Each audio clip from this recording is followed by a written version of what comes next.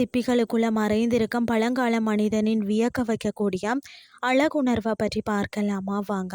மனிதன் இயற்கையுடன் இணைந்து வாழ்ந்த பழங்காலத்தில இருந்தே அழகுணர்வும் தனித்தன்மையை வெளிப்படுத்தும் எண்ணமும் கொண்டிருந்தான்.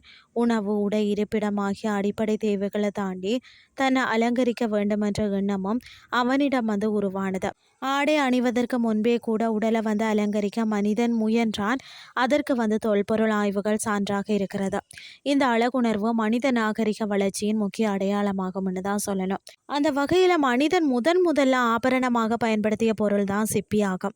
கடற்கரை பகுதிகளில் பார்த்தீங்கன்னு சொன்னால் எளிதாக கிடைத்த சிப்பிகளை துளையிட்டு மாலைகளாகவும் கை காப்புகளாகவும் அணிந்தனர். இது மனிதன் கலைநயம், சிந்தனை திறன் மற்றது சமூக வாழ்க்கையை கொண்டிருந்ததை காட்டுகிறது. இதனால் தான் சிப்பி ஆபரணங்கள் மனித வரலாற்றில் ஒரு முக்கிய தொடக்கமாக கருதப்படுகின்றன.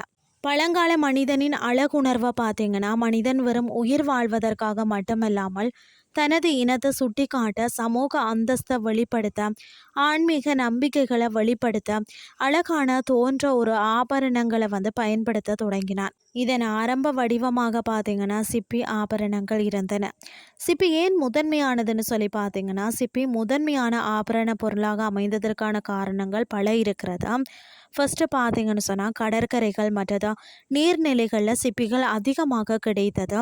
வேட்டை மற்றது உணவு தேடலுக்கு சென்ற மனிதர்கள் அவற்றை எளிதில் சேகரித்தார்கள். சிப்பிகளில் துளையிட்டு கயிற்றில் கோர்க்க எளிதாக இருந்தது.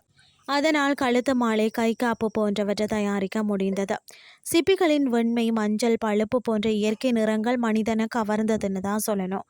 சிப்பிகள் எளிதில் சேதமடையாமல் நீண்ட நாட்கள் பயன்படுத்த முடிந்தது.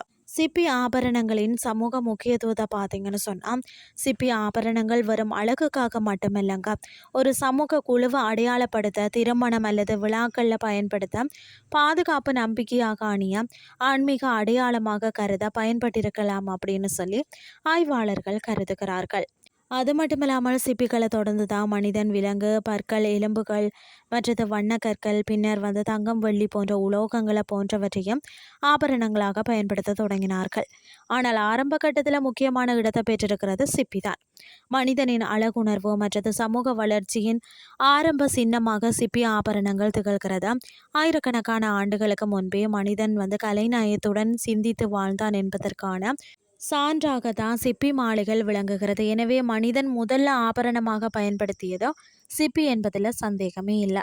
இன்றைய ஆன்மீகம் சார்ந்த பதிவு உங்களுக்கும் பிரயோசனமாக அமைஞ்சிருக்கும்னு சொல்லி நானும் நம்புகிறேன்.